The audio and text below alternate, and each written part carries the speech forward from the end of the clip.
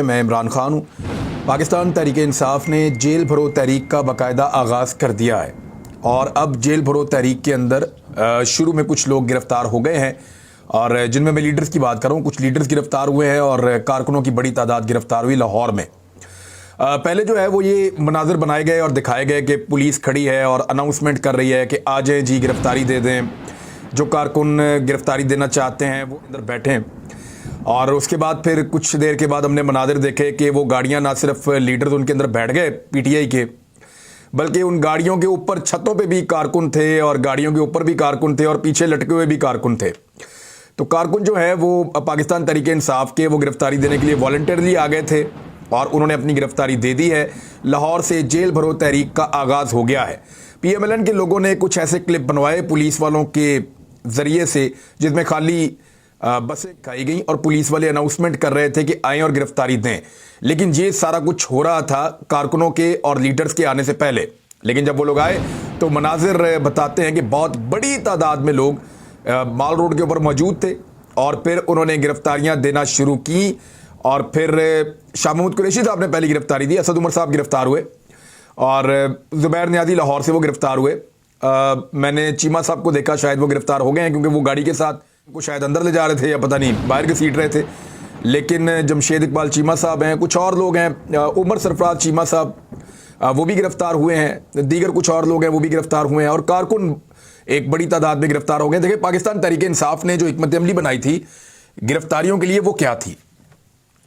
उन्होंने गिरफ्तारियों के लिए हिकमत अमली बनाई कि हम उन लोगों को गिरफ्तार करवाएंगे जो बाहर आने की जल्दी ना करें, यानी उनकी फैमिलीज उनके लिए जमानतें अप्लाई ना करें और कोई गिला शिकवा ना किया जाए। वो कारकुन जो वॉलंटियरली गिरफ्तारी देना चाहते हैं उनको इस बात के ऊपर पहले वो राजी नामा उनसे हुआ और उन्होंने इस बात को एक्सेप्ट किया कारकुनों ने, और इस बात की उन्होंने कि वो पार्टी की पॉलिसी के मुताबिक जितने दिन भी उनको अंदर रहना पड़ा वो जेल के अंदर गुजारेंगे।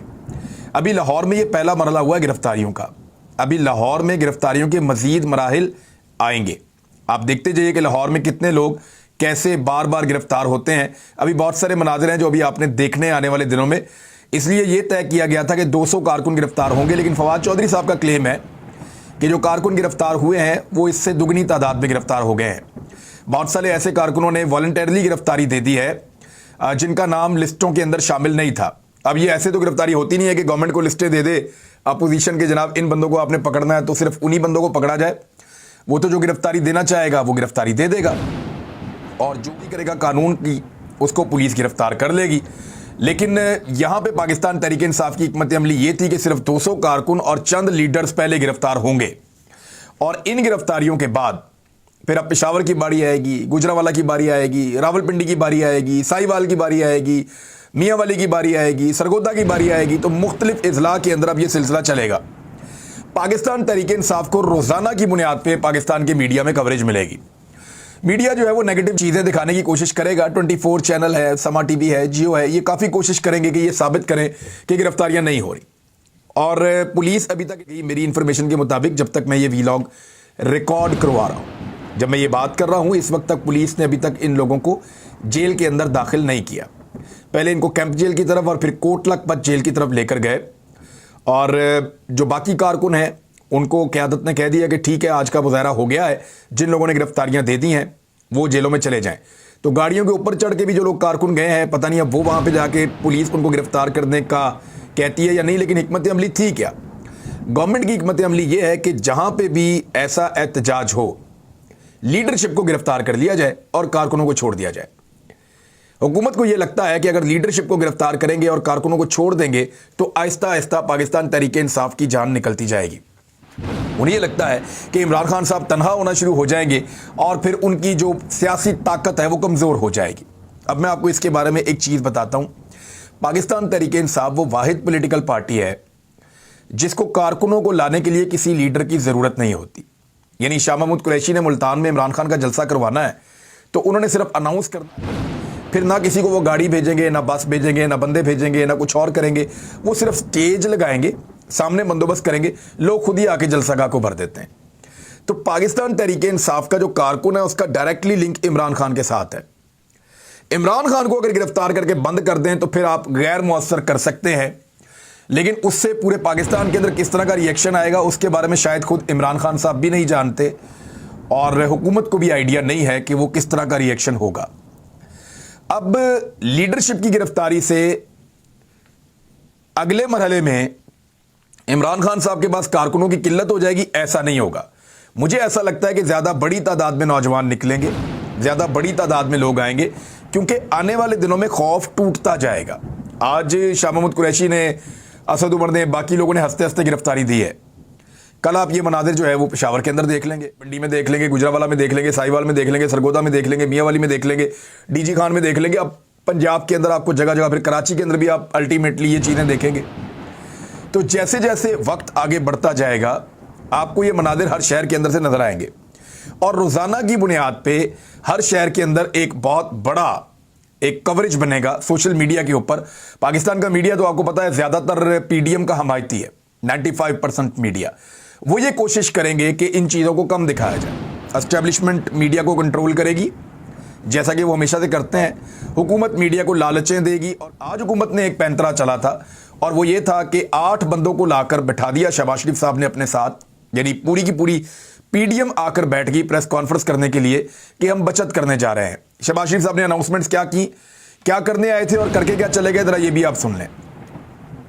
شہباز شریف صاحب نے اناؤنس کیا کہ آئی ایم ایف معاہدے کے نتیجے میں ملک میں مزید مہنگائی ہوگی۔ یہ وزیر اعظم پاکستان اس وقت کہہ رہے ہیں جب 38% تک مہنگائی ہو چکی ہے۔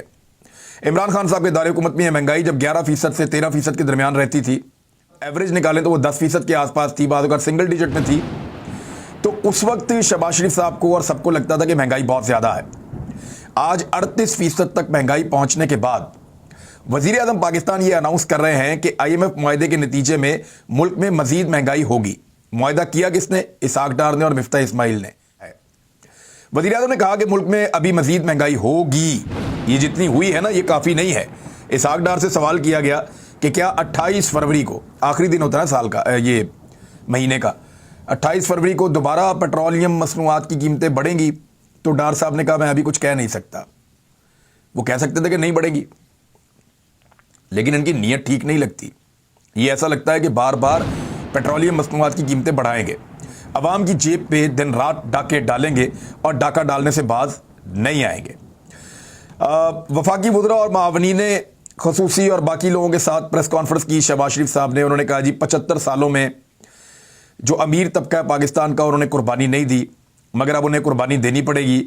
انشاءاللہ ہم اجتماعی کوشش سے پاکستان کو مشکلات سے اچھی چیزیں شہباز شریف صاحب نے کی ہیں۔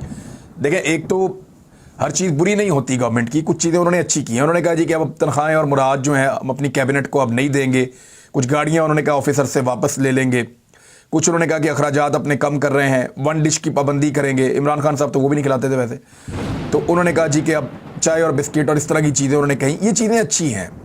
سرکاری زمینیں جو ہیں کچھ ان کو بیچا جائے گا، جو چیزیں اچھی ہیں وہ اچھی ہیں۔ بڑی اور لگژری گاڑیوں کا استعمال نہیں ہوگا، لیکن کیا پریکٹیکلی شہباز شریف سٹیٹس کو توڑ پائیں گے؟ کیونکہ شہباز شریف کے دونوں طرف جو لوگ بیٹھے ہوئے تھے وہ سٹیٹس کو ہیں، اور پاکستان کی جو اسٹیبلشمنٹ ہے وہ پاکستان کا سب سے بڑا سٹیٹس کو ہے۔ دیکھیے نا، سب سے بڑے بڑے گولف کورٹ وہ کس کے پاس ہیں؟ سب سے بڑے بڑے جو پولو گراؤنڈز ہیں وہ کس کے پاس ہیں؟ اگر یہی پولو گراؤنڈز اور یہ گولف کورس اگر پرائیویٹ کمپنیز کو دے دیے جائیں اور اوپن کر دیے جائیں سب کے کھیلنے کے لیے، اور وہاں پہ اچھے کلبز بنا دیے جائیں، تو وہاں سے روزانہ کے حساب سے کروڑوں روپیہ ریونیو اکٹھا ہو سکتا ہے، اور گورنمنٹ ان سے بہت پیسہ کما سکتی ہے۔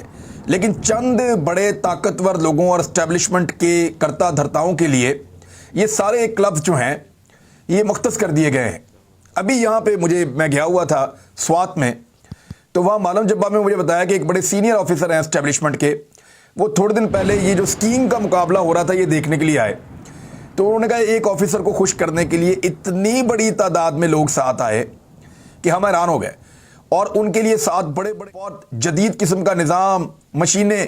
کہتے ایک آدمی کے ایک دن کے انجوائمنٹ کے لیے جو خرچہ کیا گیا ہے آپ اس کا اندازہ نہیں کر سکتے۔ یہ مجھے وہاں پہ لوور سٹاف کے لوگوں نے بتایا جو وہاں موجود تھا۔ انہوں نے کہا سر ہم غریب لوگ ہیں، ہمارا غریب ملک ہے، اب لوگوں میں شعور آ گیا نا، لوگ سوالات اٹھاتے ہیں۔ چاہے آپ نے کوئی بھی یونیفارم پہنا ہوا ہو، چاہے آپ اسٹیبلشمنٹ کے کسی بھی حصے سے آپ کا تعلق ہو، لوگ سوال اٹھاتے ہیں یعنی مجھے ایک دوست نے وہاں یہ بتایا کہ یہ جو پولو کا فیسٹیول ہوتا ہے چترال میں, انہوں نے کہا وہاں پہ ایک ہیلی کاپٹر بچوں کو اور خواتین کو کبھی لے کر جا رہا تھا, کبھی لے کر آ رہا تھا. تو اس قسم کی چیزیں جو پاکستان میں ہو رہی ہیں یہ بڑا انفارچونیٹ ہے, بڑی زیادتی ہے. پاکستان کے وسائل کے اوپر کچھ لوگ اور ان کے خاندان عیاشیاں کرتے ہیں.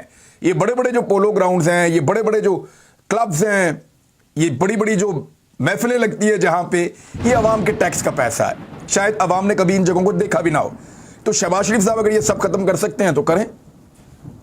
عمران خان صاحب نے کچھ چیزیں شروع کی تھیں, اس پہ ان کا مذاق اڑایا گیا.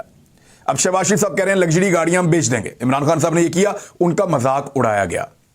تو آج دیکھتے ہیں کہ شہباز شریف صاحب یہ کر رہے ہیں. اس وقت بھی میں نے کہا تھا کہ یہ کام ٹھیک ہے کرنے کا, اگر شہباز شریف صاحب یہ کر پائیں تو اس وقت بھی. لیکن جو اصل ڈاکہ پڑا ہے وہ تو 1100 ارب کا ہے. یہ سارا کچھ کرنے کے بعد اس سے کتنے پیسے بچ جائیں گے؟ شہباز شریف کا کلیم ہے کوئی 100 ارب 200 ارب بچ جائے گا سال کا. لیکن آپ دیکھیے سال کا 100-200 ارب روپیہ بچانے سے بہتر ہے کہ وہ جو NRO-2 آپ نے لیا جس میں 1100 ارب قوم کا کھا گئے ہیں وہ ریورس کر دیں واپس. وہ 1100 ارب روپیہ پاکستانیوں کو ریکور کر کے دے دیں. عمران خان صاحب کے دور حکومت میں 480 ارب روپے ریکور ہو کے قومی خزانے میں آئے تھے. یہ جو لوٹ مار میں کئی دہائیوں سے عمران خان صاحب کے دور حکومت میں جب نیب نے ریکوریاں شروع کی تو 480 ارب روپے ریکور ہوئے.